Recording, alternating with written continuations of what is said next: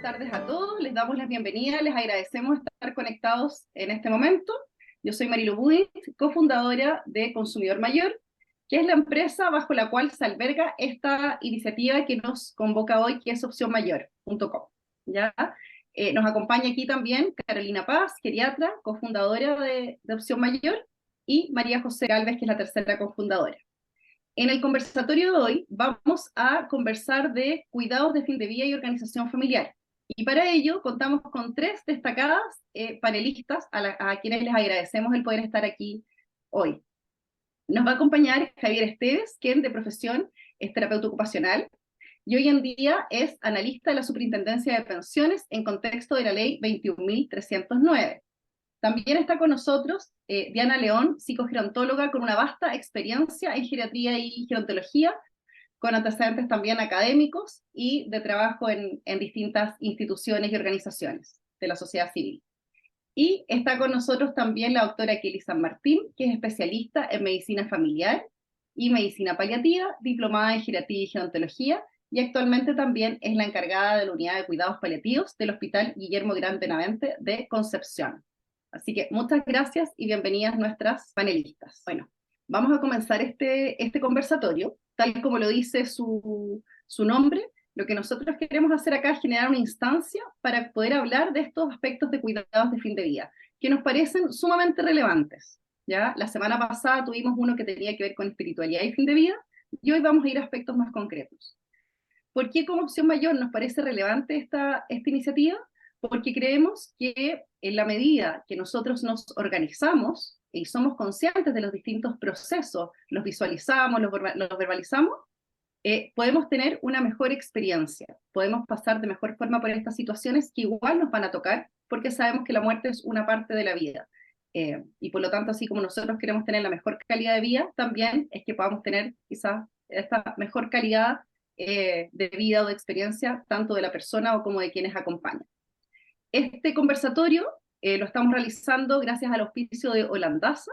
Holandasa es una empresa que presta servicios de, lo que venden ellos son segmentos parque. ¿Eso qué quiere decir? Que son, en el fondo, es el acceso a sepulturas, ¿ya? En cementerios tipo parque, específicamente en el Parque del Sendero. Están presentes en distintas ciudades de nuestro país, y la gracia es que si uno accede a ellos de forma programada, puede contar con descuentos que son súper importantes. O sea, estamos hablando de un 30-40% por el hecho de comprar de forma anticipada a través de Holandasa. Ya, así que si ustedes quieren saber más, pueden buscar ahí en holandasa.cl y más adelante les vamos a transmitir también el teléfono. Y para acceder a ese beneficio es importante que digan que supieron de ellos a través de Opción Mayor o del conversatorio, como ustedes quieran. ¿Ya? Muchas gracias. Muy bien, Carolina, no sé si nos quieres dar algunas palabras para partir. Buenas tardes, agradecer a todos la presencia, a compartir este tema tan importante con nosotros, contarles un poco más a lo mejor de lo que somos como Consumidor Mayor, que hemos conformado con la doctora Marilu Budinich y la neuropsicóloga María José Gálvez, en donde pretendemos, digamos, poder relevar y visibilizar a las personas mayores y a sus entornos de apoyo, a sus familias, ¿cierto?, como consumidores, como personas, digamos, que vamos a ir teniendo características, ¿cierto?, que nos van a, y que necesitamos que todo lo que nos rodea en cuanto a servicios sea amigable y se adapte a nuestras necesidades. En ese aspecto, entonces, hemos querido tocar, digamos, esta temática, que es muy relevante, es transversal. La verdad que todos podemos tener en algún momento de la vida, ¿cierto?, a un familiar que pueda requerir algún tipo de cuidado en esta línea, ¿cierto?, y poder estar en esta circunstancia. Entonces, nada más que agradecer la participación de ustedes como participantes y de nuestras tres topísimas expositoras que nos van a acompañar hoy. Muchas gracias, Carolina. Comentarles que a través del chat pueden ir poniendo preguntas y que al final vamos a poder en el fondo tener la oportunidad de ir aclarando en el fondo o de respondiendo a esas preguntas. Vamos a partir con nuestro primer bloque o nuestra primera pregunta. Y vamos a preguntarle a la doctora Kelly San Martín acerca de cuáles son los desafíos cotidianos que se enfrentan las personas y sus familias en contexto de fin de vida, cuando nos encontramos en este contexto de fin de vida en que hay un fallecimiento que sería esperado. Sabemos que pueden ser muchas situaciones, pero en su experiencia, ¿qué le gustaría como destacar? Bueno, muchas gracias por la invitación a todos y a todas. Me encuentro muy contenta de que me hayan integrado porque no había visto este tipo de presentaciones, conversatorios, he participado en, pocas veces en esto, más en exposiciones. Entonces, para mí es una rama nueva y me alegro mucho de que esté presente. Bueno, en general, cuando estamos ante un proceso de fin de vida, como decía Marilú, es importante primero conocer que estamos en fin de vida, ¿cierto? ¿Ya? Eso hace una diferencia tremenda en el desarrollo del proceso al cual vamos a vivir. Entonces, en este proceso se involucra el paciente, la familia y el equipo de salud, ¿ya? Eh, ¿Por qué decimos esto? Porque en general, cuando estamos en el periodo, por ejemplo, que se diagnostica un cáncer o una enfermedad avanzada, ¿ya? Debe existir primero una buena comunicación que es fundamental del equipo de salud hacia el enfermo, que es nuestro paciente, ¿ya? Muchas veces llegan familias solicitando que por favor no se les diga el diagnóstico que se va a morir, cuando aquí uno de los principios de la bioética importante es la autonomía del paciente, ¿ya? También tenemos los derechos y los deberes del paciente, lo que debe saber él. Ahora sí es importante tampoco llegar y lanzarse al diagnóstico, porque muchas veces el paciente no quiere conocer su diagnóstico o lo delega en algún familiar, ¿ya? Entonces, por eso es importante indagar un poco más en este modelo familiar que ellos tienen, en cómo es su dinámica de familia, el por qué tal vez la familia no quiere decirle o conversarle el tema de que tiene una enfermedad avanzada y que va a fallecer luego, y para eso es un tema bien complejo para nosotros, porque muchas veces no nos estamos educados para ese tipo de comunicaciones. Ya en general, los médicos no se nos enseña en pregrado a comunicar las malas noticias, ¿ya? Eh, Hay conceptos que son muy básicos, como hablamos el de autonomía del paciente. Ya el paciente tiene su derecho a saber lo que le está pasando, lo que le está sucediendo, pero también debemos tener cuidado en preguntar cómo ha sido la experiencia de vida de esta persona. ¿Ya? Cuando nosotros no conocemos a alguien y por primera vez se nos acerca con un diagnóstico, que yo trabajo en cuidados paliativos, que tiene que ver con el bienestar general del paciente, cuando está en una enfermedad avanzada, ¿ya? Cuando no tiene opción de curación. Entonces, cuando nos llega la primera vez este paciente, con todos sus exámenes, a lo mejor el médico que lo derivó no le dijo que estaba en un proceso de fin de vida o que pronto se acerca este proceso de fin de vida, nosotros también tenemos que conocerlo, ¿ya? Y para eso es importante conversar con la familia y con el paciente y preguntar algunos aspectos puntuales. Por ejemplo, ¿cómo ha sido la resiliencia de este paciente? La resiliencia es cómo ha enfrentado en su vida problemas que ha tenido esta persona, ¿ya? Por ejemplo, yo les pregunto, ¿usted ha tenido algún duelo importante? Si le ha muerto un hijo, es separado, es casado, está trabajando, perdió su trabajo, y cómo ha sido su reacción ante estos problemas de la vida, ¿ya?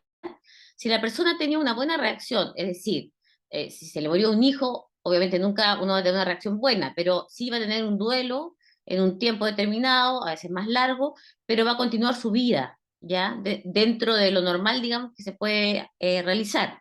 O si se ha separado, eh, esta persona que ha caído en una depresión severa, que nadie la puede levantar, se ha intentado suicidar, es decir, tiene una mala resiliencia.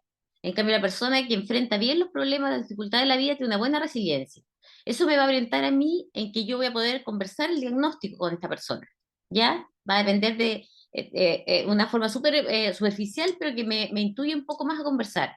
Y desde ahí uno va empezando a evaluar a esta familia y a preparar a esta familia, a este paciente, en cómo vamos a organizarnos para poder llevar esta enfermedad en los últimos momentos de la vida, ¿ya? El equipo de salud o el equipo médico tiene que tener ciertas competencias también para esto, ¿ya?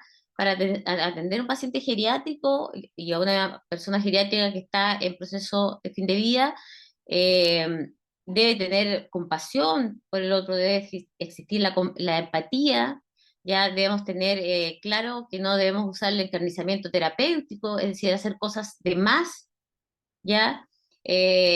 tampoco debemos limitarnos a que es paliativo y no hay nada más que hacer, no. O sea, si un paciente está en una fase fin de vida, pero así presenta una infección urinaria, una neumonía, hay que tratarla porque es algo agudo, ¿ya?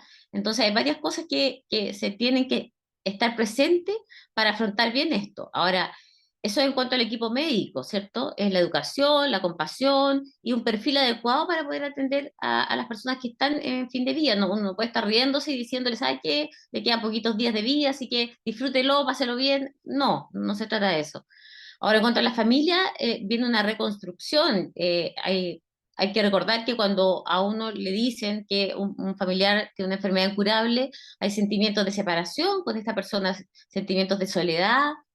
eh, de angustia de la familia, de no saber qué hacer. Ya muchas veces este paciente se encuentra solo, a lo mejor no hay redes de apoyo y hay que empezar a buscar alguna red de apoyo que pueda contener. Hay que educar a la familia y al paciente, en general, a la familia sobre el fin de vida, cuáles son los signos, los síntomas que va a presentar el paciente al final de la vida, en las últimas horas de vida. ¿Ya? Porque eso es muy importante, porque si no se le explica en forma anticipatoria, lo más probable es que la familia va a buscar al paciente y a su familiar y lo va a llevar a urgencia y se va a morir en la urgencia. ¿Ya? Y eso es lo que se trata de evitar. ¿Ya? Explorar cuáles son las necesidades del paciente, tanto espirituales, físicas, psicológicas, culturales. Sabemos que hay harto inmigrante ahora y la parte cultural varía mucho. Incluir muchas veces a los niños en el proceso de fin de vida, ¿ya? Saber elegir a la persona, a la familia que va a distribuir ciertos roles, porque los roles van a cambiar. Ya muchas veces este paciente geriátrico es el patriarca de la casa, el que lleva el mando, el que a lo mejor lleva la plata, la parte económica de la casa, entonces ahora van a tener que cambiar los roles y hay que saber ubicar uno como médico o como miembro de la salud, quién va a dirigir la parte de los trámites burocráticos, quién va a ser el encargado de las cosas de salud, quién va a ser el encargado de hacerle una contención familiar al resto de la familia, quién va a ser el encargado de hablar directamente con el personal de salud, ya en algún momento adecuado, y aclarar sobre todo todo lo que son los mitos en cuanto al fallecimiento, ¿ya? Esos mitos de que el paciente cuando tiene que sufrir o no usar morfinas, hay ciertas cosas que también se van conversando a lo largo. Yo diría que luego la pregunta que me hace Marilú, lo principal son como tres cosas. Uno es la resiliencia, que hay que conocerla, tenemos que conocer a nuestro paciente, a nuestra familia, que va a que nosotros como equipo de salud le vamos a entregar herramientas para que ellos estén con el paciente al final de la vida, ellos sepan todo lo que tienen que hacer.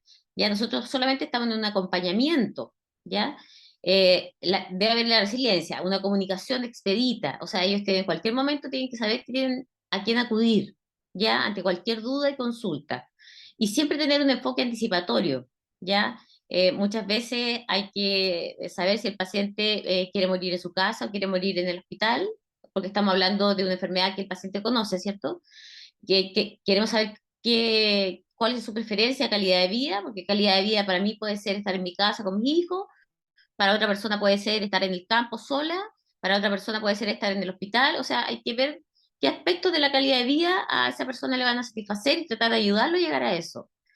¿Ya? La comunicación siempre tiene que estar presente y el enfoque anticipatorio, conversar los problemas. Si hay una enfermedad, por ejemplo, que ataca el pulmón, ya sea una enfermedad crónica pulmonar, un cáncer pulmonar, y está la posibilidad que el paciente se vaya a ahogar más adelante, está la opción de hacer sedación paliativa, que está legalmente utilizada y éticamente aceptable, que es diferencia de la eutanasia, pero hay que conversarlo con el paciente para ver si él está de acuerdo con esta toma de decisiones.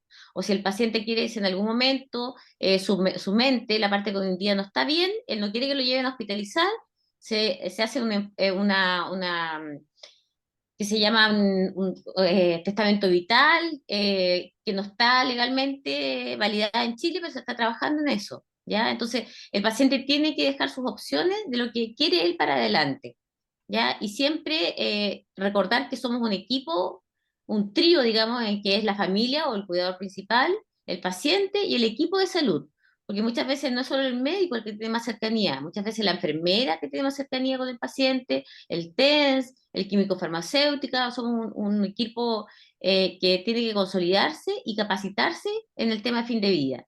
No cualquier persona puede manejar un proceso de fin de vida, no cualquier médico o miembro de salud puede trabajar en ello, o sea, nosotros los paliativistas somos súper exagerados en eso porque pensamos que ciertas especialidades nomás son adecuadas. Ahora se abrió, o sea, la ley de cuidados paliativos universales, que Javiera lo va a conversar, y a nosotros nos da mucha alegría porque las personas cuando tenían una enfermedad cardíaca, por ejemplo, que ya estaba sobrepasada, que no tenía expectativa de sobrevida o una sobrevida muy corta, se mandaba a la casa, pero sin ninguna indicación de la parte médica por desconocimiento, por miedo a la misma muerte de cada uno. Entonces, el paciente en realidad se moría como sea en la casa. Entonces, no, debe haber una preparación y para eso debe haber una preparación según el nivel donde se va a atender al paciente. Si es en APS en el consultorio, en la consulta, en el hospitalizado. Hay distintos niveles de complejidad de las capacitaciones en proceso de fin de vida. Ya, eso es como lo más fundamental. Este cambio de roles, yo creo que es lo más específico, este nuevo cambio, digamos, de rehacer, digamos, reestructurar la familia a como estaba habituada. Muchas gracias, Kelly. Encuentro que fue buenísimo. Yo voy tomando nota de cada una de las cosas que tú mencionaste. Voy a hacer una pequeña síntesis y vamos a después seguir con las otras preguntas, pero creo que nos va a dar de repente para más conversatorios. Contarles que en nuestra página en www.opcionmayor.com tenemos algunas notas que si ustedes ponen fin de vida, tenemos una nota que habla de cómo prepararnos para el fallecimiento de un familiar, donde se mencionan algunas de las cosas que dijo la doctora en relación como a ciertos trámites o cosas que uno tiene que considerar, y otras que tienen que ver en cómo me preparo yo, que finalmente en este triángulo que decimos es lo que le pasa a la persona, lo que le pasa a la familia y lo que le pasa al equipo, y de cada uno de eso es un mundo. Solo quería destacar, Kelly, de lo que dijiste, o sea, la importancia de recordar la autonomía, el derecho a estar informados. De ahí le vamos a hacer un pase ahí a Diana que nos habla un poquito de lo que es la conspiración de silencio que a veces se da en esta situación. Entonces, estar informado, entender que como una persona ha vivido o la coherencia de el cómo yo vivo también, el cómo voy a enfrentar ese momento y cómo los cuidados ojalá tienen que ser pertinentes a esa forma en que nosotros hemos enfrentado la vida. Y que si nosotros no conversamos de estas cosas, lo que vamos a hacer efectivamente muchas veces se genera mucho más dolor del que tiene el proceso, ¿cierto?, del separarse de un ser querido o del sentir que estamos llegando a la finitud de la vida. Por otra parte, la importancia, si lo vemos desde uno como ciudadano, de estar informado, de saber cómo cuidar, porque nadie tiene cómo saber cómo voy a cuidar a otro. De repente yo quizás cuidaba a mi mamá, cuidaba a mi papá, a mi tío, pero de cierta forma, y quizás ahora, sobre todo en los últimos días, ¿cierto? Puede que la persona esté más dependiente y yo no sé. Entonces también es importante, como nosotros, decirle al equipo de salud, ¿sabe cómo lo hago? Porque quizás de repente nosotros asumimos, hacemos una visita domiciliaria, vemos una persona en una cama y que la cuidan y que tiene una esposa que la cuida hace tiempo al caballero y asumimos que quizás sabe cómo movilizar o sabe si es que hay que dar comida o hay que dar agua o cómo se endereza y nosotros no tenemos por qué saber nada. Entonces es importante que preguntemos y que tenemos derecho a esa información. Aspectos de comunicación, que le vamos a pedir también ahí a Diana que nos hable un poquitito más, anticiparnos, los temas de los mitos, y que a ver, vamos a ver si al final de la ronda podemos explicar un poquito lo que es la sedación paliativa, estos miedos que existen al tema de la morfina, el miedo a dejar de alimentar, y que muchas veces son mitos que como, y quizás algunos dicen, ¿qué está diciendo la doctora? Quiero saber ahora. Lo vamos a ver un poquito, lo vamos a dejar para el final, porque a veces ese desconocimiento hace que como familia estemos súper angustiados, ¿ya? Entonces a veces pasa que uno se encuentra con familias que están pasándolo muy mal, muy angustiados, y uno ve a la persona misma en el fondo que está en sus últimos días y quizás está tranquila, está confortable. Y nosotros tenemos que preocuparnos de eso y claro, también de nuestra emocionalidad, pero entender que si esa persona está tranquila y confortable, nosotros estamos cumpliendo con su tarea. Y que cuando nos dice, por ejemplo, ahí la doctora que quizás alguien no va a ir al hospital y va a ser cuidado en casa, eso no significa que no haya trabajo por hacer. Aunque nosotros no podamos curar a alguien, vamos a tener una infinidad de herramientas y de cosas que podemos hacer para que esa persona esté mejor. Entonces también tiene que ver a veces con valorar, hay una frase que dice que a mayor, ¿cierto?, severidad de las enfermedades o que nos acercamos al final de la vida, necesitamos menos tecnología, pero sí más cariño, más atención, más cercanía. Muy bien, muchas gracias. Si tienen preguntas o comentarios, los van poniendo en el chat. Ahora, bien, vamos a ir con Diana. Diana, íbamos a hablar, aprovechando un poco lo que dice acá la doctora del tema de la autonomía, de estas diferencias que tiene la familia y a veces estas dificultades como de comunicación. ¿Qué nos puedes contar un poquito de estas situaciones que a veces se dan en las familias y que son, o sea, que a todos, yo creo que a todos nos pueden pasar o nos pueden haber pasado, que tenemos diferencias, que no sabemos cómo hablar de esta situación, cómo hablar de la muerte, la importancia de comunicar y las ventajas de abordarlo versus no abordarlo? Bueno, lo primero, muchas gracias por la invitación a Opción Mayor. Me siento muy honrada de estar acá en este minuto y poder hablar de un tema que considero vital, que es visibilizar un poquito más los cuidados y el tema de la muerte, el tema del proceso final de vida. Y efectivamente, como dices tú, Marilu, como relevó también la doctora Kelly, hay un tema fundamental en lo que respecta a la comunicación. Ya en este proceso final de vida sabemos que la comunicación es trascendental en muchas etapas de nuestra vida, toda la vida de verdad, pero en esta etapa es crucial. Y es crucial porque de partida partimos de los derechos del paciente. El paciente tiene el derecho a conocer, ¿cierto?, su diagnóstico, su pronóstico de su enfermedad, su tratamiento.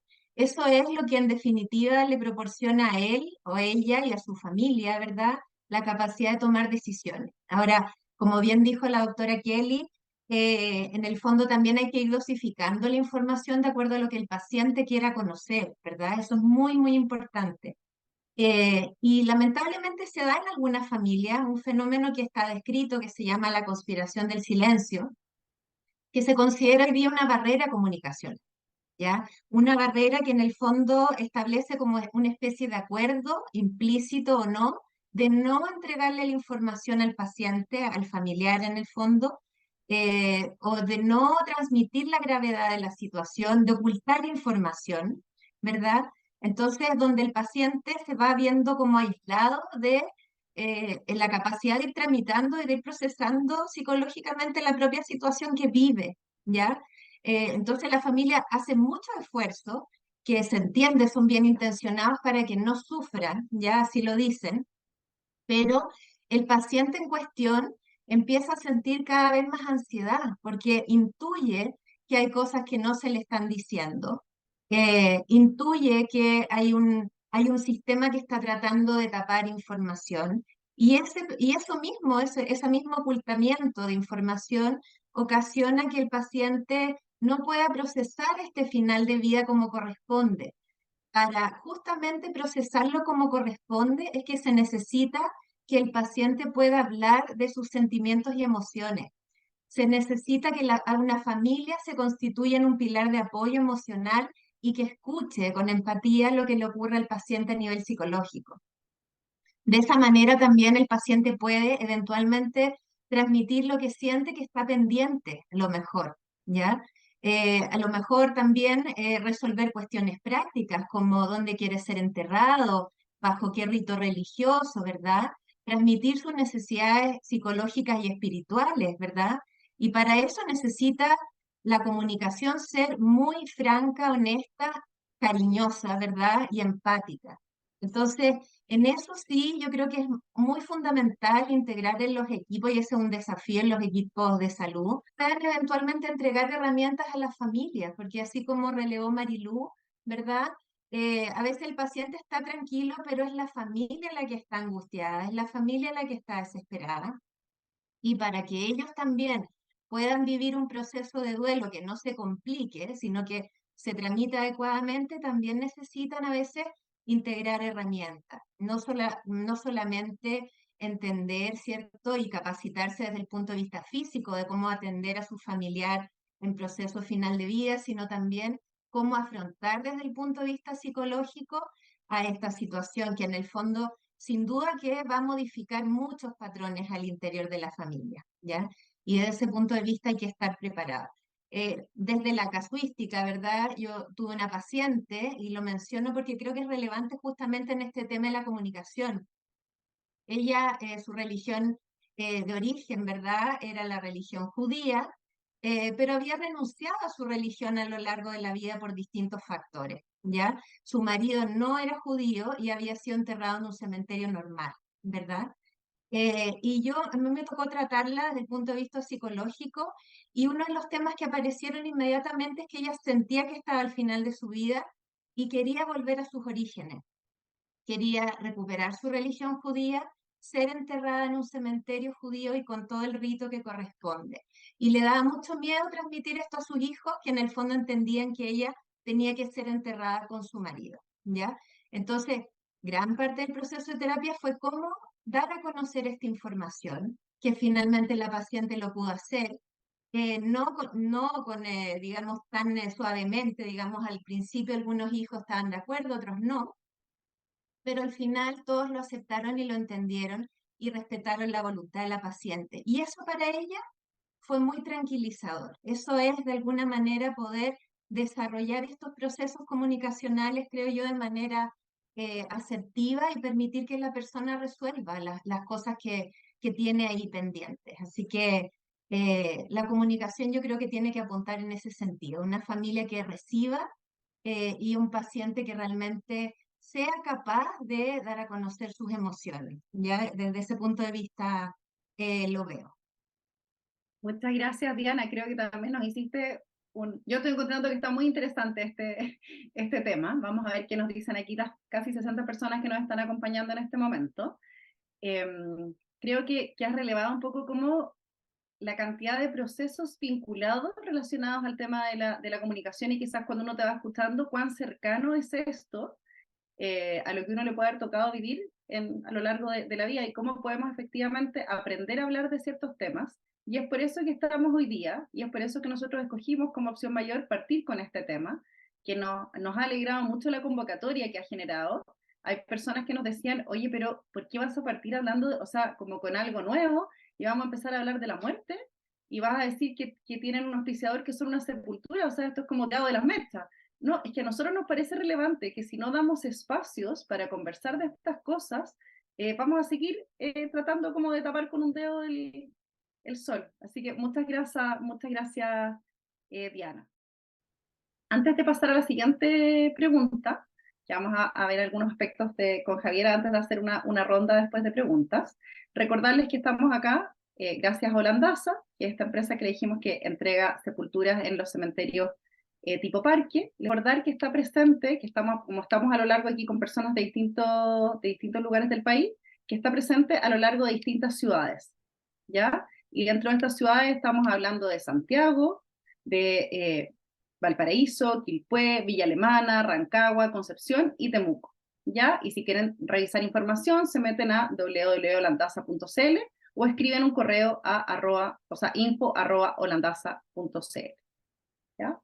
Muy bien, ahora vamos a ir con la pregunta para Javiera, y que tiene que ver, si nosotros empezamos a hablar de que es importante organizarnos, que es importante anticiparnos y que es importante comunicarnos, dentro de esto hay aspectos como que son relativos, como nosotros decimos, a la institucionalidad, que finalmente tienen que ver como a la ley o a qué es lo que existe en la normativa, que es importante conocer en relación a esto del final de vida. Entonces te queríamos preguntar ahí, Javi, si nos pudieses hablar un poquito en qué consiste esto de la ley de enfermos terminales. ¿De qué se trata?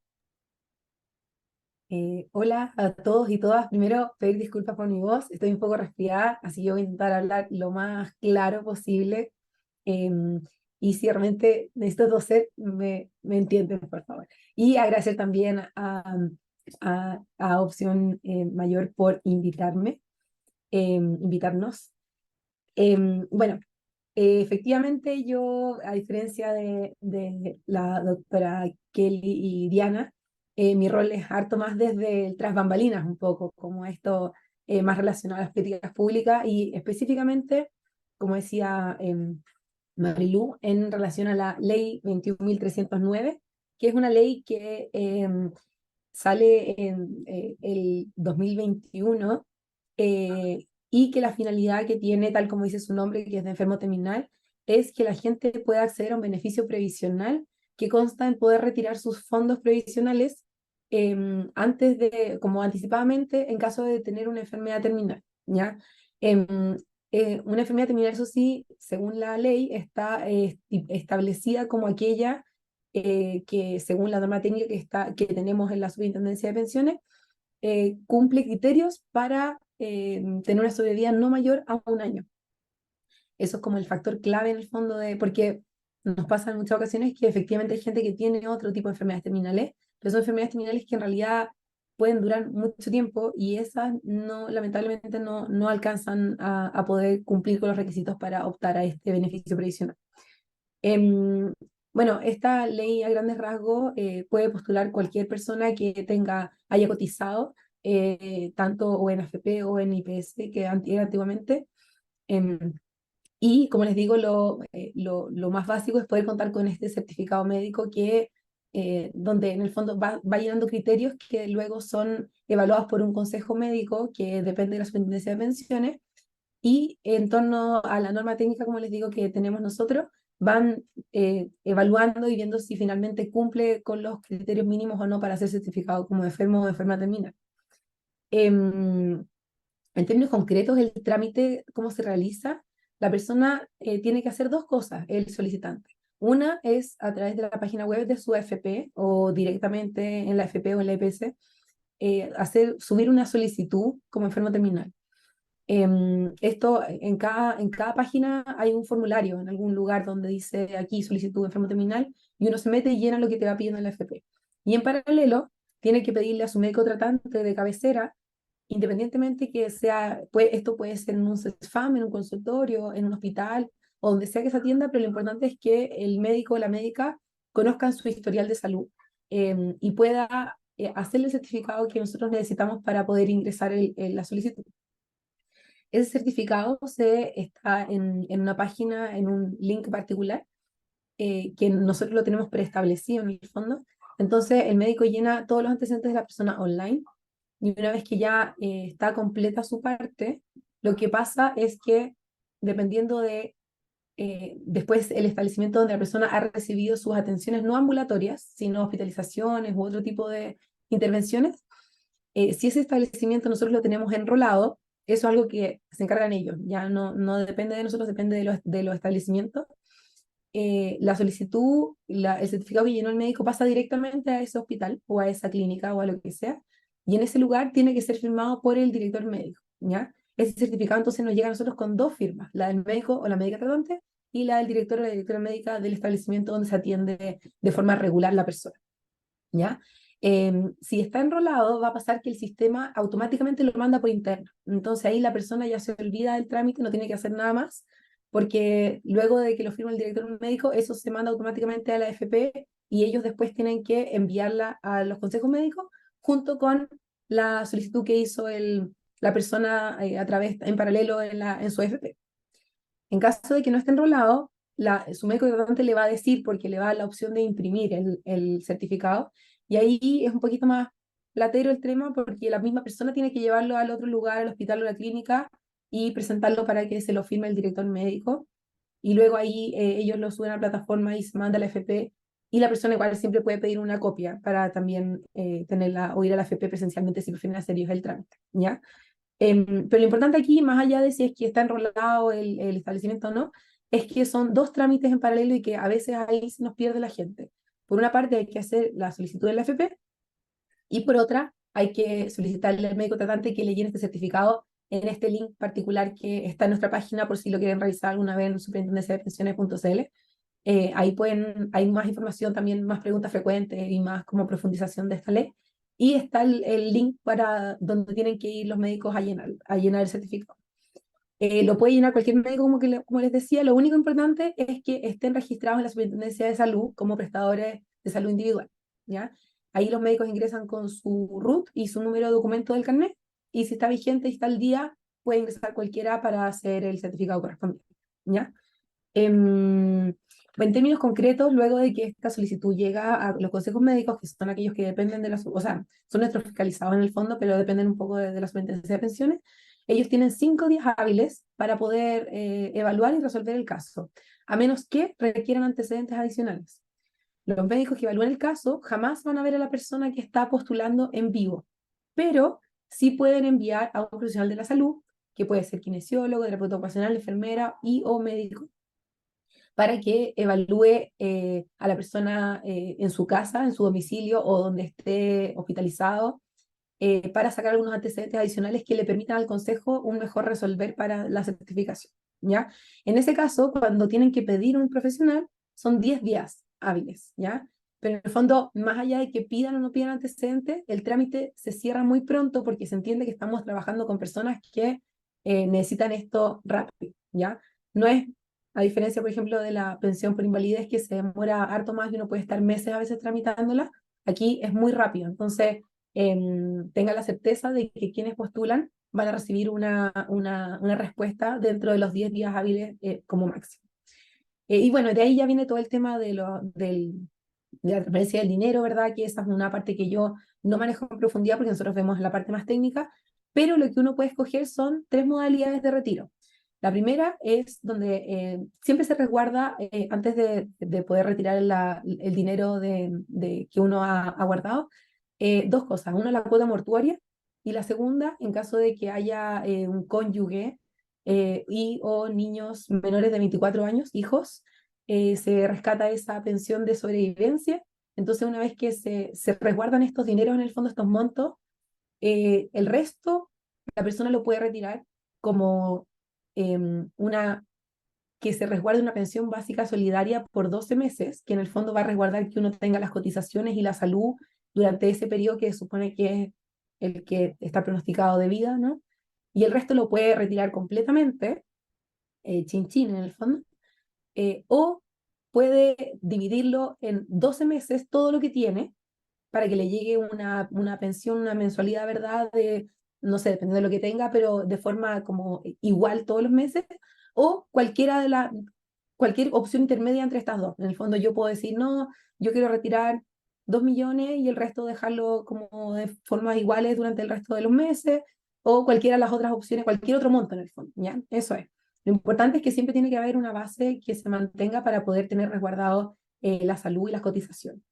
Y me voy a adelantar a las preguntas que en general hacen. La pregunta típica de qué pasa si es que la persona vive más de lo que establecido, porque en el fondo nosotros tenemos 12 meses resguardados y de ahí ya no más. Y como nosotros sabemos, la medicina es muy impredecible a veces, por mucho que uno tenga todas las cosas muy claras, en ocasiones la gente vive más o a veces vive menos.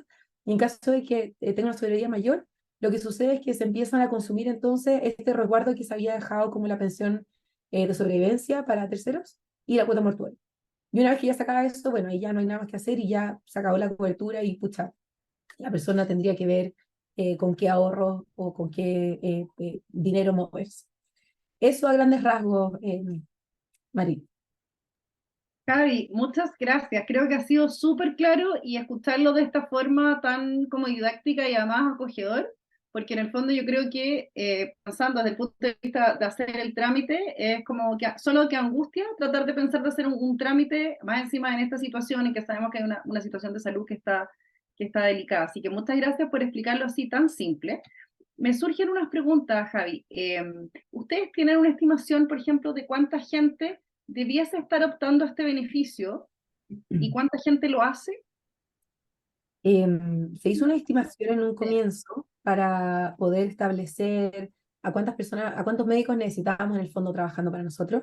Y la verdad es que desde ese entonces hasta ahora nos ha pasado que ha llegado harta menos gente de la que nosotros esperábamos. Nosotros entendemos que igual es un tema cultural y de formación de los mismos profesionales y de todo. No es fácil decirle a la persona, oiga, usted tiene una enfermedad terminal y probablemente le queda menos de un año de vida. Tanto porque a veces los mismos médicos o médicas les cuesta decirlo, como porque la persona también no quiere escucharlo. Entonces, culturalmente creo que o sea, siento que a nivel como de obstáculo, eso ha sido un gran obstáculo para nosotros, donde hemos visto, como te digo, una cantidad de postulación harto menor a la que esperábamos.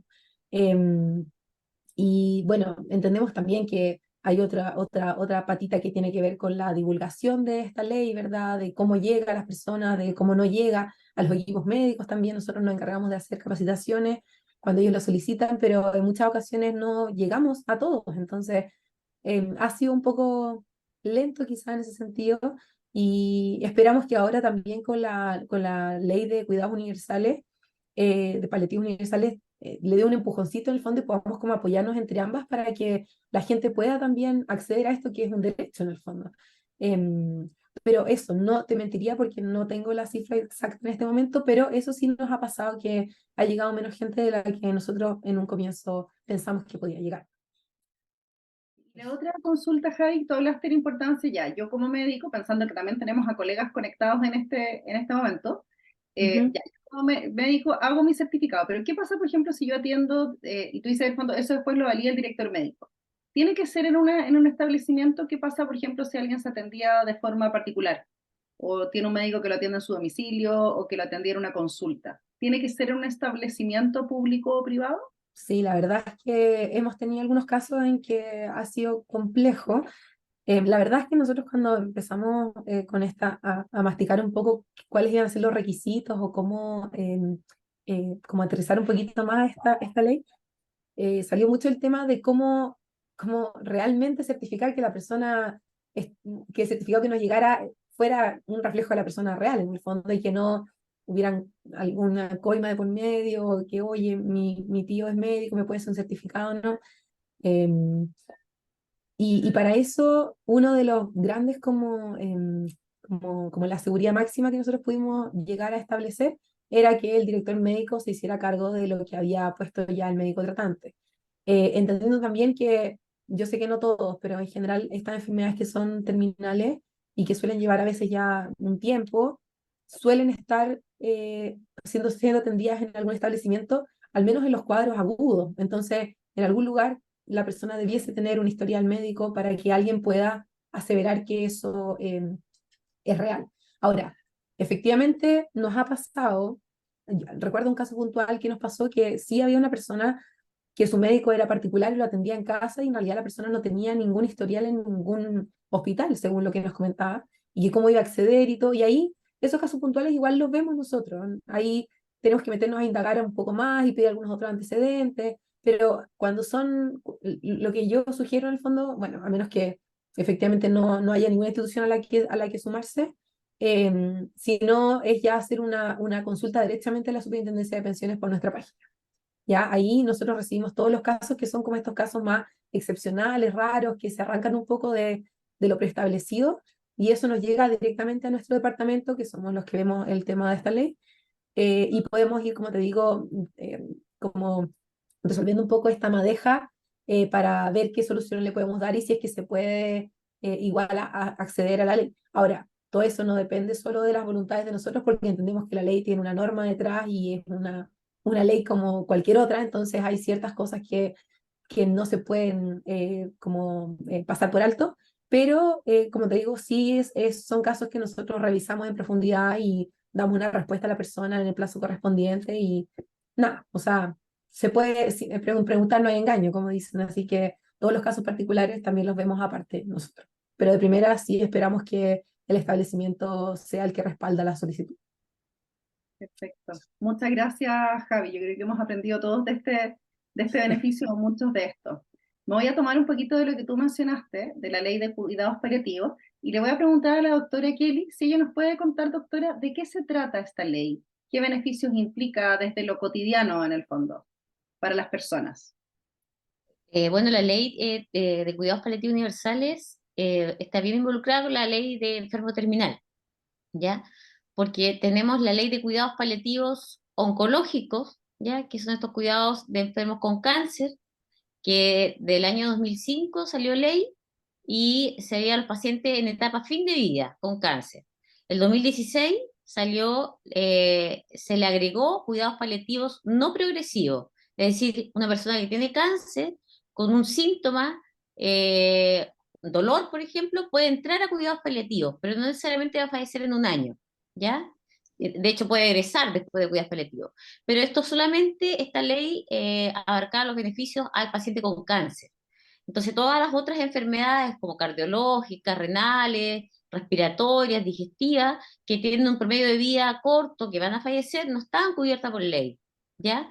Y esto significa que no tenían atención en domicilio, no tenían fármaco específico, oxígeno en domicilio. Entonces, esta ley que se abrió de cuidados paliativos universales involucra tener un equipo tratante como el de cuidados paliativos oncológicos, pero con las enfermedades cardiovasculares, renales, en etapa avanzada de vida. Por eso que tiene relación con lo que dice Javiera, porque los criterios son muy parecidos. De hecho, los criterios de la ley de cuidados paliativos universales se sacaron mucho de la ley de enfermos terminales. ¿Ya? Entonces eso involucra que el paciente no va a estar abandonado ahora en esta enfermedad crónica con expectativa corta de vida. Involucra todos los síndromes neurológicos, por ejemplo, el ELA en etapa avanzada, las demencias cuando están en etapa avanzada, con más de 2 hospitalizaciones o con algunos puntos específicos, porque no son todas las demencias, ya tienen que tener ciertos puntos característicos. Y lo otro también, la ley de cuidados paliativos universales abarca a los niños, niñas, adolescentes, ¿ya? Así que ese es otro punto importante, que estén en etapa fin de vida. Lo que sí nosotros estamos peleando un poco es que este equipo tiene que tener capacitación, ya porque para tratar a alguien en final de vida debe tener ciertas competencias, como hablábamos, para hacer un buen manejo, una buena calidad, que no tenga dolor, que no haya sufrimiento en el final de la vida, que es lo que corresponde. Así que de eso se trata más o menos la Sea, ley. es un enfoque de curso de vida en el fondo a lo largo de toda, en cualquier momento, y para personas que también tienen como una expectativa de vida, como decía la ley, en el fondo que uno estima más o menos cercano a un año, Claro, claro. ¿sí? Cerca, También en el ahí estaría. Porque bueno, uno tiene que aplicar ciertas escalas para poder ver si el paciente ingresa a cuidados paliativos universales o no. Ya como decía, por ejemplo, una demencia, bueno, la doctora León lo debe conocer más claro, no todas las demencias van a entrar a cuidados paliativos universales. Puede estar en un performance status 4, es decir, dependencia severa, pero no tener mayor complicación y esto va a durar muchos años. O un accidente vascular, una persona puede durar 10 años en cama. No entraría dentro de esta ley de cuidados paliativos. Tiene que tener ciertas complicaciones o ciertos parámetros que indican que ya la expectativa de vida se acorta. ¿Ya? Y ahí se obtienen algunos beneficios, que es atención más seguida por médico, enfermera, un staff farmacológico adecuado para la atención y tener acceso más a la atención propiamente médica, que es la que más en domicilio, en la casa. etcétera. ¿Y esto hace cuánto tiempo que está vigente? Porque, El porque año, lo pas- ya, el es año reciente. pasado, pero falta todavía, por ejemplo, que terminen los lineamientos de los niños ni adolescentes, y lo otro que involucra esta ley de cuidados paliativos universales son enfermedades graves, que también falta que la ley termine con los lineamientos, ¿ya? Una enfermedad grave, por ejemplo, una isquemia mesentérica o una miocardiopatía, qué sé yo, que se complicó en algún momento y se transformó en grave y que tenía una expectativa de vida de 10 años y ahora por una complicación le queda promedio 6 meses de vida, entraría como enfermedad grave. Pero esos lineamientos falta que todavía la ley los especifique. Esto se debutó el 2021 y el 2022 en marzo, en abril, empezó a ser efectiva. Pero todavía están algunas cositas pendientes, sobre todo en los niños, niños y adolescentes. Doctora, precisaba este tema del plazo porque pasa que a veces quizá a uno le puede tocar vivir la experiencia del fallecimiento de un familiar de una manera, luego de otro donde no existían estos beneficios. Entonces es importante, por eso quise saber más o menos hace cuánto tiempo. Me queda otra duda. Si nos están escuchando en este momento en el conversatorio y uno se da cuenta que uno tiene un familiar que cumple con ese como criterio y dice, mira, de acuerdo a lo que nos han explicado, hablado mi equipo, efectivamente sería una persona que estaría en una etapa de fin de vida donde su expectativa de vida es probable que sea menor a un año, ¿cierto? Eh, ¿Cómo yo puedo saber que estoy siendo beneficiado por esa ley? O en el fondo es algo automático, sea a través de los spams, sea a través del ISAPRE, ¿cómo funciona? O sea, los spams son el ente principal, ¿ya? Porque la atención en domicilio, digamos, es la prioridad. ¿Ya? Y ellos son los que aplican ciertas escalas en donde se definen si son pacientes que pueden recurrir a esta ley. Eh, en distintas partes del país funciona distinto, ¿ya? Por ejemplo, acá nosotros en Concepción, yo vivo en Concepción, lo que hacemos es que el CEFAM pesquisa y ellos nos hacen una derivación a nosotros como atención terciaria en donde nosotros certificamos los criterios y si tenemos dudas, tenemos especialistas cardiológicos de cuidados paliativos, nefrológicos de cuidados paliativos. Entonces, si tenemos alguna duda puntual, les preguntamos a ellos, más que nada para resguardar el manejo que atención primaria le va a hacer. Los médicos de atención primaria, si son bien médicos generales o médicos de familia, ellos ven todo el ciclo de vida. Entonces, de repente es muy difícil centrarse en una sola patología o en un solo ámbito. Es por eso que tienen que tener un resguardo legal también, porque al final de vida hay que recordar que nosotros somos un poco más intensos en los tratamientos, ¿ya? Porque queremos que el paciente no sufra. Entonces, si va a tener dolor, no lo vamos a tratar a lo mejor con la dipirona, sino que vamos, si es un dolor fuerte, vamos a usar la morfina, que en un paciente que a lo mejor no va a fallecer luego, una expectativa más de un año, no la vamos a usar por miedo a la adicción, por otras cosas, ¿ya? Entonces, por eso los criterios tienen que ser súper estrictos, digamos, y no cualquier persona que esté con dependencia severa puede entrar a cuidados paliativos universales, ¿ya? Que se comete mucho ese error. De repente el paciente está con infección urinaria y se cree que se va a morir porque el adulto mayor tiene, sabemos que la clínica es distinta y lo van a ingresar a paliativo universal. No, no corresponde, es una patología aguda de un paciente adulto mayor que se debe tratar. ¿Ya? Entonces tampoco se pueden cometer errores en hacer otras cosas que no corresponden, otros tratamientos inadecuados, digamos, para la patología de ese momento del paciente. Perfecto. Muchas gracias, doctora. Les agradezco a las tres las, digamos, explicaciones que nos han dado, las distintas aristas que tomamos en esta primera parte del conversatorio. Ya llevamos casi una hora conversando y tenemos 65 personas conectadas. Así que agradecerle a cada uno de ellos y ahora vamos a hacer una ronda de preguntas, porque tenemos varias preguntas en el chat.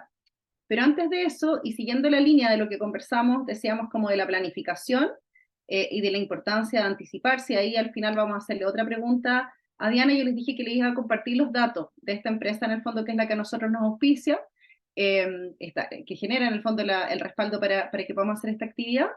Y recordar que Holandasa, que tiene que ver con estas sepulturas en cementerios Parque del Sendero, está presente en Santiago, Valparaíso, Quilpué, Villa Alemana, Rancagua, Concepción y Temuco.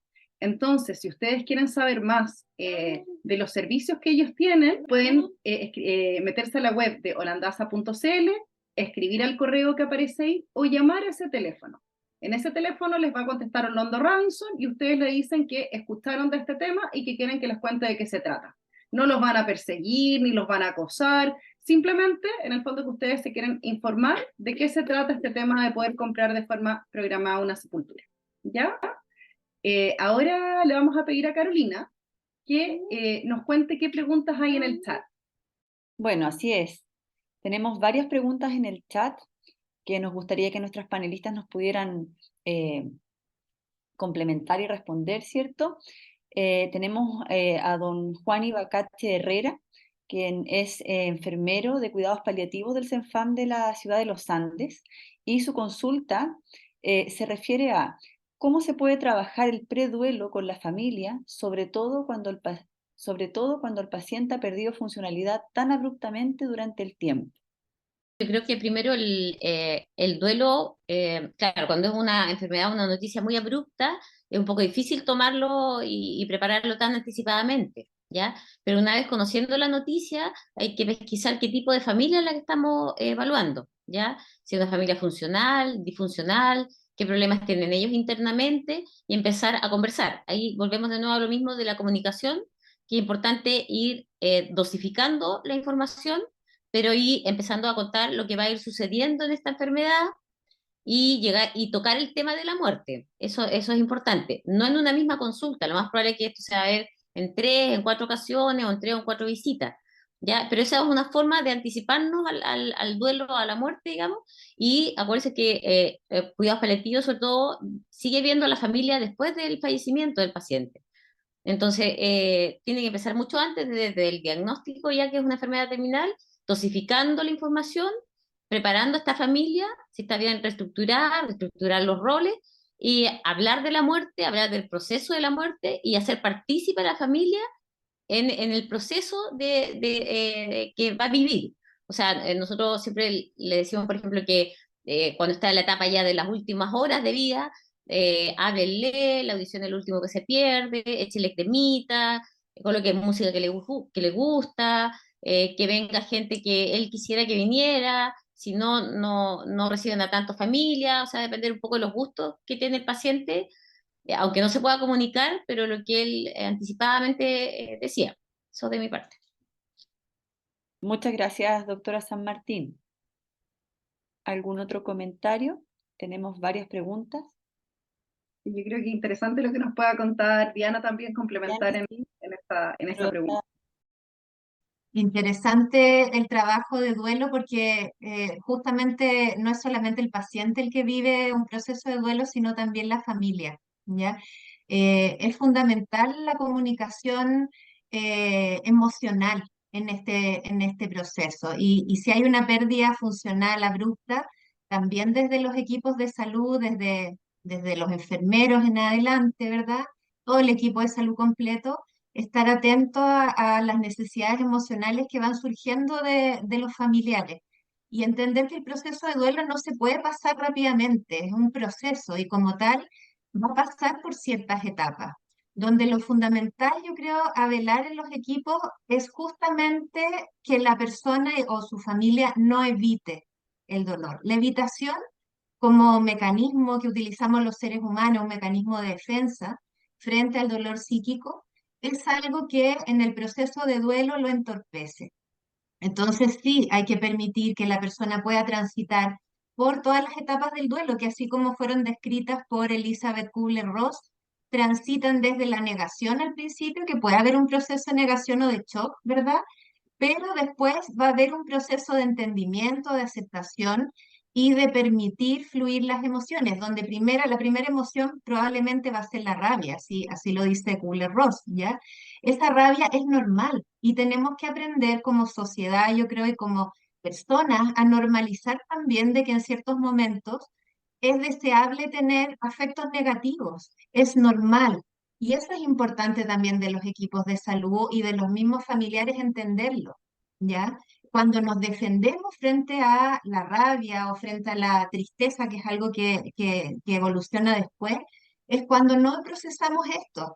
El dolor, así como dice un psicólogo bien conocido, ¿verdad? Que es Nardone, hay que transitarlo por el túnel, hay que ir al túnel, enfrentarlo como es, ¿verdad? Y así podemos luego ir logrando, después de todas estas emociones, la rabia, ¿verdad?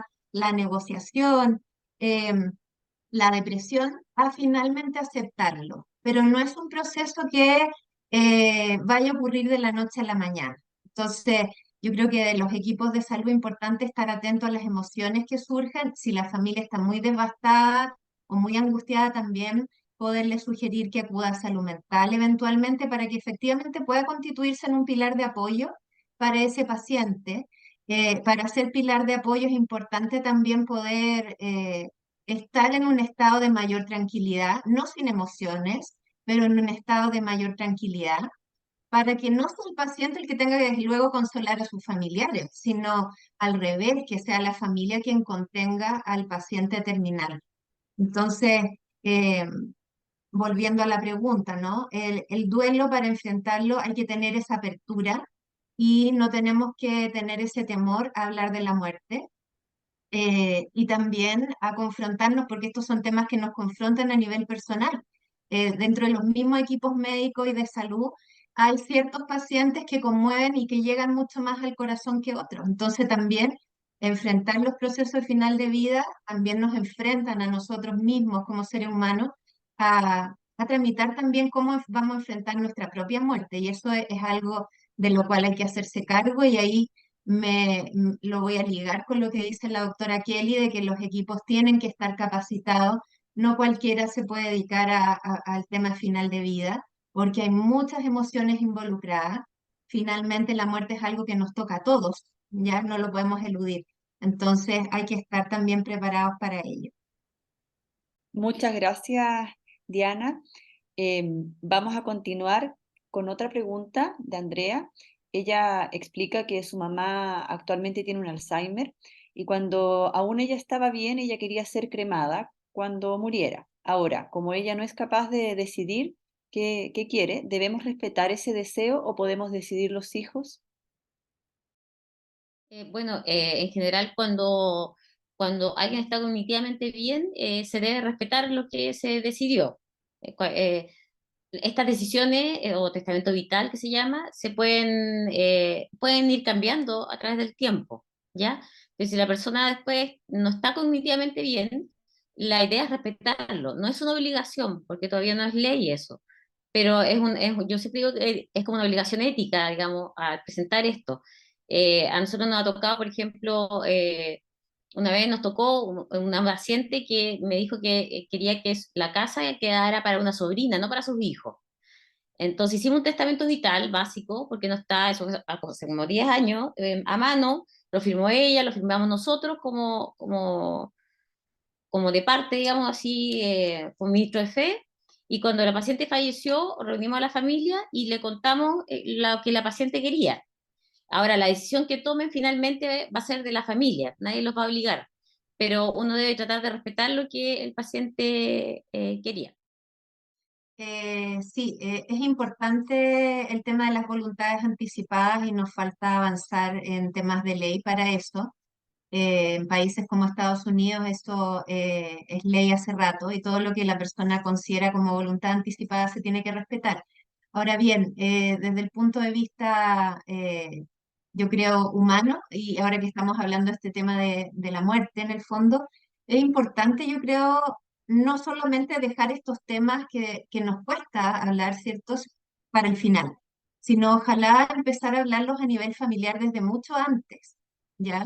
Para que nuestros familiares conozcan qué es lo que deseamos para nuestro proceso final, ser cremados o no, ¿verdad? En qué cementerio nos gustaría estar, eh, etcétera, ¿no? Cómo nos gustaría que fuera el ritual, qué nos gustaría que pase con nuestros órganos en el caso de ser donante o no. Entonces, todos esos temas yo creo que es importante hablarlos antes. Ahora, si esa persona, cuando estaba lúcida en sus facultades mentales, pudo dar a conocer su voluntad, digamos, yo creo que es importante que como familia se le pueda respetar, ¿ya? Indudablemente la familia, luego de que la persona va perdiendo en el fondo conciencia y lucidez mental por la enfermedad, con el proceso neurodegenerativo, indudablemente que va a tener que tomar decisiones por ese paciente, por ese familiar, pero es importante tratar de resguardar todo lo que esa persona quiso, todo lo que esa persona hubiese querido. Yo creo que eso es importante para, de alguna manera, cumplir con otro derecho fundamental, que es la dignidad también, el proceso de dignidad en el morir. Javiera, cuéntanos. Que creo también que las voluntades anticipadas son súper, debiesen, claro, ser ley o como respetarse, pero también creo que como en una cuota de realidad un poco, en el fondo hay voluntades y voluntades, o sea, no sé si yo digo, y cuando me muera quiero que me vayan a tirar mis cenizas a Estados Unidos, y mi familia no tiene ni un peso, pucha, yo amé mucho a mi familiar, pero no voy a poder hacerlo porque en realidad no tengo el contexto para hacerlo, entonces también creo que finalmente si de repente, o sea, estoy poniendo un caso muy exagerado, pero me imagino que de repente deben haber familias que cuando fallece su familiar no pudieron cumplir su voluntad por a veces motivo, porque sucedió algo entre medio, o realmente no tenían la plata disponible o qué sé yo, algún otro recurso que necesitasen.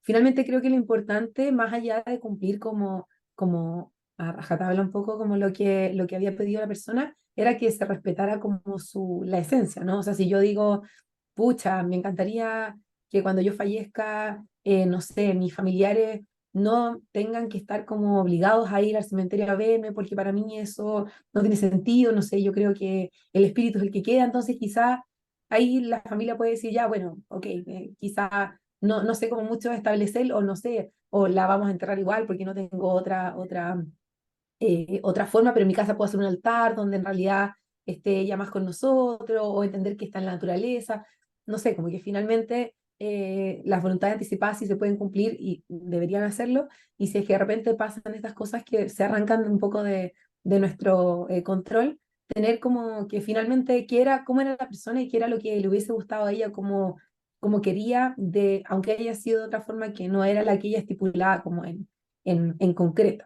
Eso era como pensar a veces que hay cosas que se nos pueden arrancar y que a veces pueden no ser posibles de cumplir. Muchas gracias, Javi. Les agradecemos mucho todas las preguntas que nos han hecho, las explicaciones que han dado nuestras panelistas, por un tema de tiempos también y porque sabemos que es una hora en la que tenemos que ir a descansar, a cenar, a compartir también en familia. Vamos a ir cerrando. Solo queremos rescatar que hay algunas preguntas que estaban en el chat, pero que ya fueron aclaradas, y de las cositas que se mencionaron en el fondo, solamente este tema de que así como hacemos estas voluntades anticipadas en relación a qué es lo que me gustaría, ¿cierto? También algo que sirve para trabajar en familia es como lo que se llama la declaración de valores, que nosotros podamos saber, que es un poco lo que mencionaron las tres, qué es lo que a mí me gusta, qué es lo que me agrada, quién me representa, qué actividades son las que disfruto más, porque si estas cosas nosotros las tenemos presentes como familia, luego cuando esa persona no sea capaz de manifestar su voluntad, vamos a poder tomar decisiones que vayan en esa línea, porque no siempre nos vamos a anticipar a todos los escenarios. A veces uno dice, ya, ¿qué pasaría si ya, me quiero ir a vivir a una residencia o no? Me gustaría ser reanimado, me gustaría estar hospitalizado, que son ciertos, pero tal como dijeron las panelistas, no necesariamente nos vamos a poder anticipar a todo. Y a veces los escenarios que yo pienso hoy día, y lo dijo la doctora San Martín al principio también, puede que después cambie. Entonces, si yo tengo claro cuáles son los valores y deseos de esa persona, después yo me voy a sentir mucho más tranquilo de tomar decisiones que vayan en esa línea. Y en eso mismo responder cuando alguien decía, bueno, me manifestó esto, pero ahora ya no lo dice.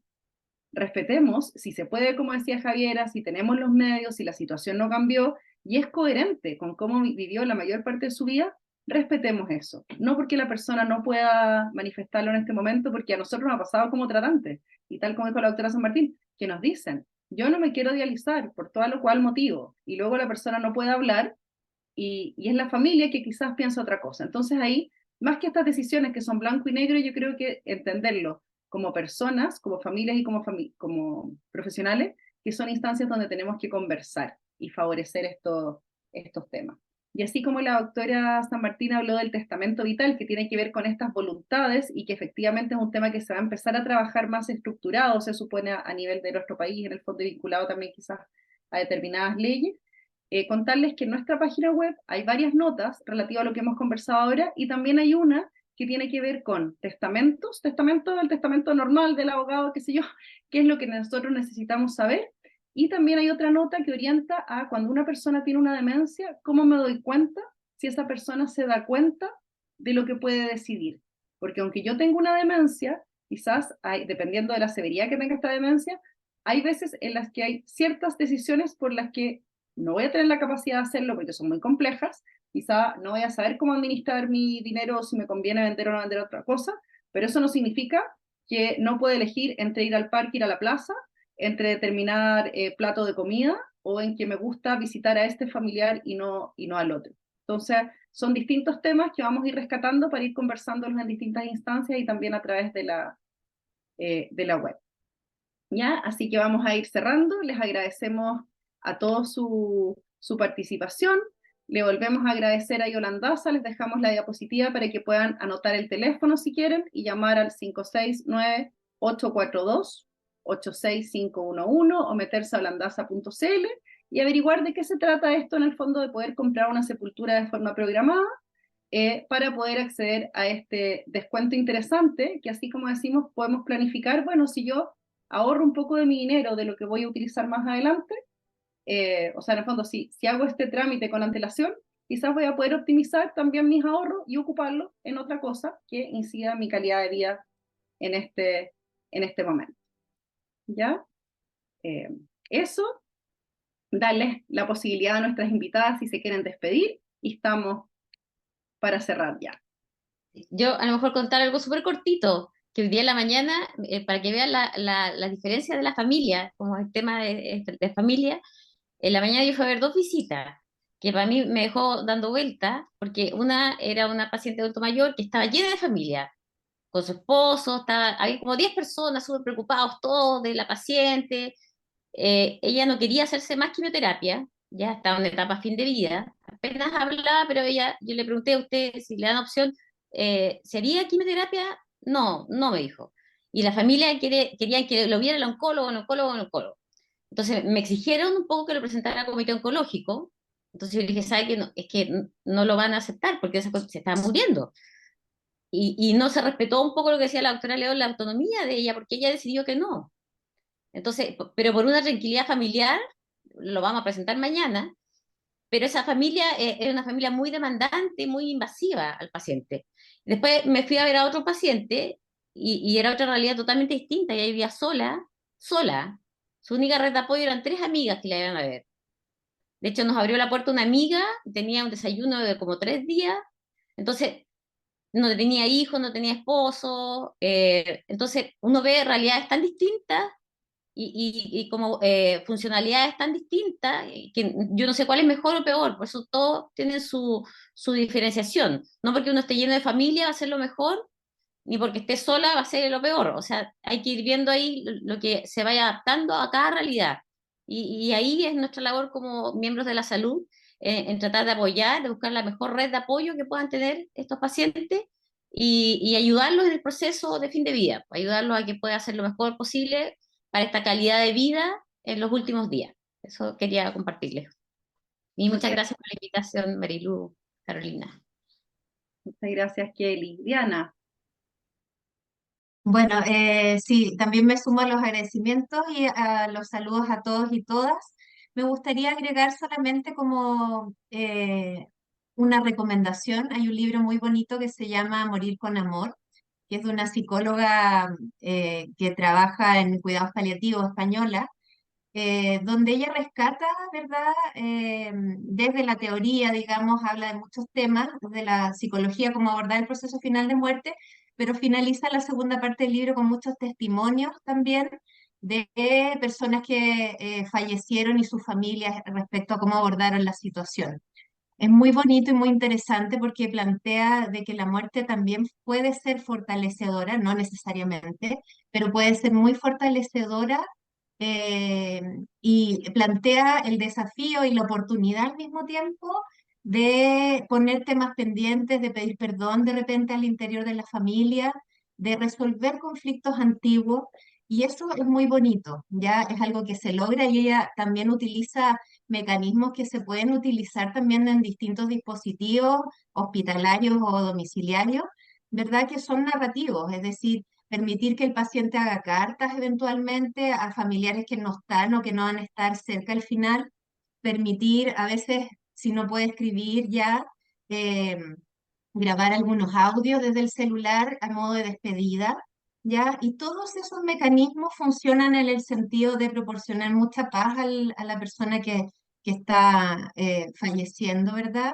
Y también proporcionar la oportunidad de dar ese acompañamiento, que no solamente estar ahí, sino estar ahí completamente desde lo emocional al lado del otro, para enfrentar eso y vivir una muerte realmente acompañada. Eso quería plantearles y también, como les comentaba a Marilú y a Carolina al inicio, hay una guía muy bonita que se desarrolló, muy simple también de entender, que es una guía para cuidadores de final de vida, que se desarrolló acá en Chile y que se va a colgar en la página también Opción Mayor para disponibilidad de todos. muchas gracias, Diana.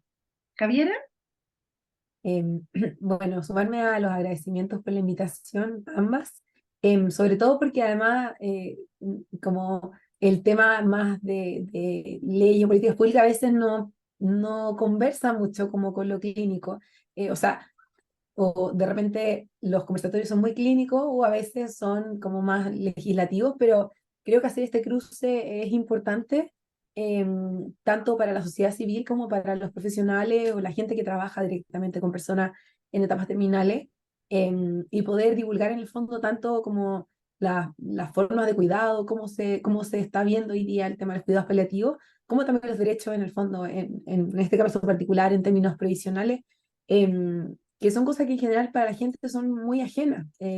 Y si es que uno no justo le tocó que alguien conocía esta ley y alguien le comentó, en general no se conoce. Entonces, agradezco mucho el paso también porque es un espacio que nos permite a nosotros poder llegar más a la gente. em, y, y nada, bueno, no sé ahí también si quizás podríamos dejar colgado alguna cosita en la página de ustedes, como para que la gente, si se quiere informar más, pueda tener más acceso y divulgarlo y todo. Sería súper bueno para ambas partes en el fondo. Y para, como les decía, poder llegar quizás también un poco más cerca de esa expectativa que teníamos de que la gente que realmente podía necesitar este beneficio, acceder, realmente nos llegue y no nos pase lo que nos pasa hoy día, que a veces nos llega y nos llega súper encima. O sea, la persona le queda quizá como un mes de vida, a veces menos. Sería bueno que si esa gente realmente quiere aprovechar su plata en vida, pueda tener la oportunidad de hacerlo. Eso, muchas gracias. Muchas gracias, Javi. Muchas gracias a nuestras tres expositoras. Les quería compartir nuestra página web, ¿cierto? Que ya le hemos nombrado harto, www.opcionmayor.com. Para los que usan Instagram, nos pueden seguir en @opcionmayor. Y los que tienen Facebook, tenemos un fanpage que es opcionmayor.cl. Efectivamente, recordarles que este conversatorio, probablemente de aquí a la próxima semana, lo vamos a subir a nuestro canal de YouTube, vamos a difundir cuando esto esté disponible a través de nuestras redes sociales, así que por eso es importante que nos visiten y que nos sigan, y ahí van a poder ver este conversatorio editado, y en esa edición al final vamos a poner también por escrito estos datitos que les han ido compartiendo nuestros panelistas, también los datos de Holandaza, para que si alguien tiene que buscarlos sea más fácil que tratar de acordarse de lo que dijimos, ¿ya? Así que muchas gracias por esta oportunidad, muchas gracias a todas las personas que se conectaron y que aceptaron nuestra invitación. Muchas gracias a nuestros panelistas, esperamos seguir trabajando con ustedes a través de notas, de otras instancias. Carolina, si puedes ahí cerrar, o María José, que acaba de aparecer también. Bueno, la verdad que muy agradecida, yo quedé muy, muy contenta, primero a las panelistas, por ser tan claras, tan cálidas también en exponer un tema que a veces, como comentaba Marilú, puede ser un tema muy duro o como chocante de hablar, porque la muerte es un tema, digamos, que en general nadie quiere conversarlo de buenas a primeras, ¿cierto? Pero es algo que nos va a tocar a todos, y qué tan importante es cómo podemos estar preparados como familia para uno, ¿cierto? Uno mismo. En ese aspecto tenemos dos notas importantes en el portal, que he dejado los links en el chat también por si las quieren revisar más tarde, ¿cierto? O mañana, en algún momento, en donde se desglosa este tema elaborado por especialistas, ¿ya? Agradecer también a todos los participantes, quienes hasta esta hora, en el fondo, seguimos aquí conectados, ¿ya? Eso, muchas gracias a todos. Muchas gracias a todos y que descansen. Muy buenas noches. Más adelante les estaremos avisando de nuestros próximos conversatorios. Se vienen varios temas. Chao.